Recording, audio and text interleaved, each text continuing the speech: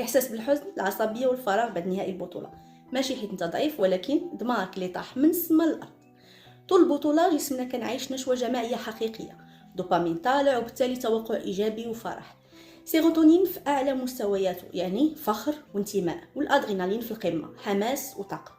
الدماغ كان مبرمج على فكره واحده: الفرحه جايه، وفجاه خساره. دوبامين هبط، سيروتونين نقص، وطلع الكورتيزول هرمون التوتر. ماشي غير خسرنا ماتش، خسرنا حاله كيميائيه كان عايش فيها الجسم ايام. الحزن، العصبيه، الفراغ، وحتى الرغبه في البكاء طبيعيين 100%. هادشي ما عنده علاقه لا بضعف ولا بوطنيه، هذا تفاعل بيولوجي ديال الجسم عاش امل كبير ومن بعد فقدوه فجاه. عند الكبار الوجع كيتحول لفكره كنا قريبين بزاف، وعند الوليدات الاحساس كيكون اقوى حيت كيعيشوا مشاعر بدون تفسير. باش نخرجوا من هذه الحاله خاصنا نكونوا واعيين. اولا، طبع الاحساس، فهم بلا اللي كتعيشو طبيعي، ما تحاربش الحزن، اسمح ليه يكون وغادي يهدى بالتدريج. ثانيا، فرق بين النتيجه والهويه.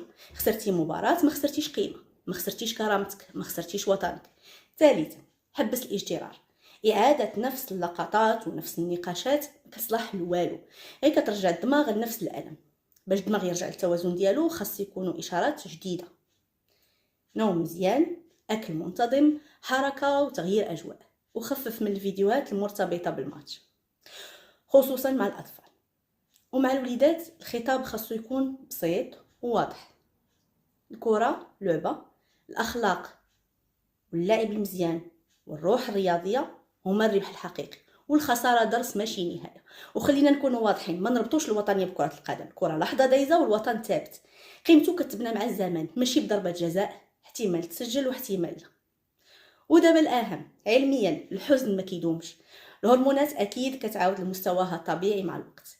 إلا عطينا الدماغ فرصة يرتاح ويتوازن، فرحة جاية، يمكن شخصية، يمكن عائلية، يمكن في نجاح آخر، أو في حلم، سواء في الكرة أو غير الكرة.